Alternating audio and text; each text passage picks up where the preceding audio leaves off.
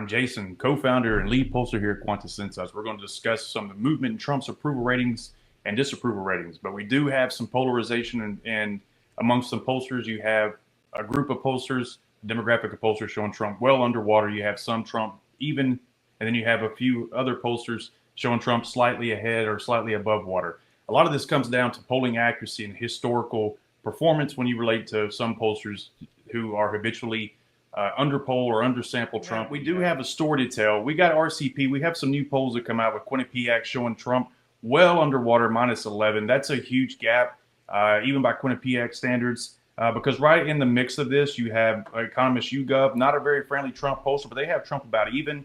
And then you have Rasmussen, who's at 52-47, approval versus disapproval. Rasmussen was pretty close in 2024. In fact, they had Trump ahead the whole time, which lined up with Kamala Harris's internal polling as that news broke after the election, of course. And so you see here, you got a mix of polling. You got Trafalgar up by 5, Harvard-Harris up by quite a bit, but that poll is a little old. We polled the Trump's approval rating this week, March 10th, 11th, and 12th, and we have numbers as well. Our numbers is at 49.5 to 47.4. If you round, it's 50-47.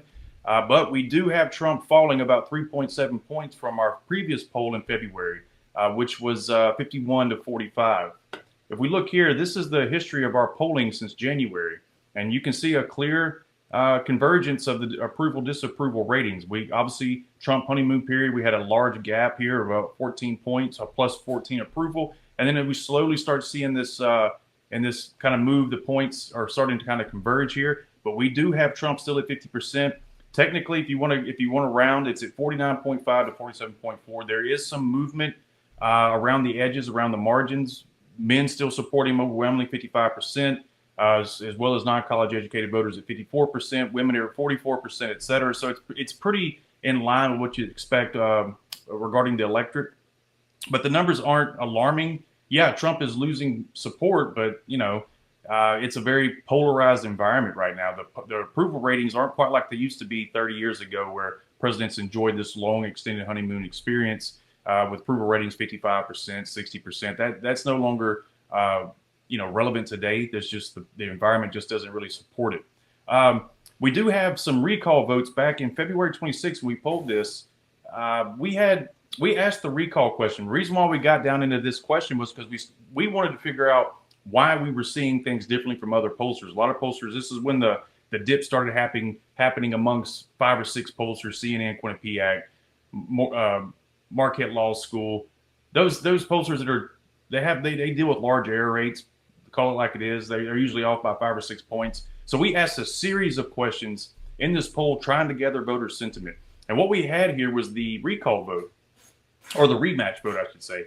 And it was Trump up 52-46. Now, after I released that poll, I believe 2 days later, somebody released some approval favorability rating for Kamala Harris. She was at 40% favorability. Now, during the election, she was around 47.5. Just call it 47-48. So she's lost 7 points, 8 points since the election in favorability.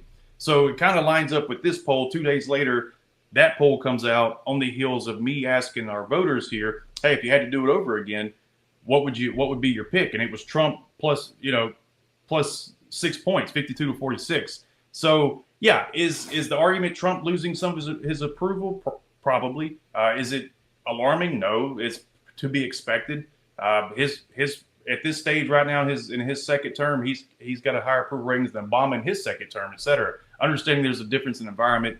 Trump, this isn't a consecutive second term. After his 2020 loss, he comes back to power in 2024. So different circumstances. However, for a guy in his second term, he's a known commodity, and he's hitting the trail on everything he campaigned for. So either you like it or you don't. And our findings show that he's still got support around between 49 and 50%, slightly different than RCP's average of 47.8 to 48.5. Now these polls come out with Quinnipiac, and it really depressed the averages there. Am I comfortable with Trump at 49 to 49.5? Absolutely. I think our poll is probably right on the money. There's a margin of error of 3% with my poll, but I just didn't see it. I didn't change any of my methodology since 2024, and we were dead on it. Regardless of the divergence of polls and this polarization that we're seeing in the approval ratings, that stuff is supposed to be there. I mean, you're going to have polls that skew left, polls that skew right, polls that just seem to be stuck in the middle somewhere. But if you do break it down into looking based off accuracy from 2024, 2020, or whatever, you'll see that a lot of the polls that got it pretty close for 2024 or even dead on typically have Trump around 50% or a little more, maybe around that area. But it is definitely closing.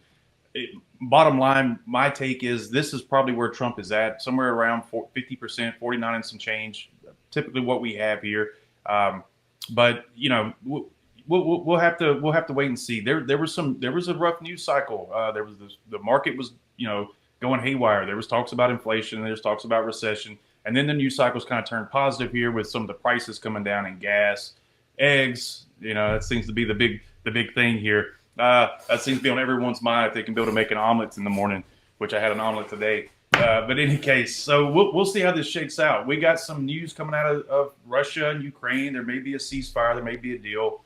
And if the economy starts looking up and things start looking a little better, Trump's numbers will reflect that. But as of right now, we're kind of in a lull. There were some negative news cycles here and there over the last, say 5 days or so. And I think my polls picked up on that.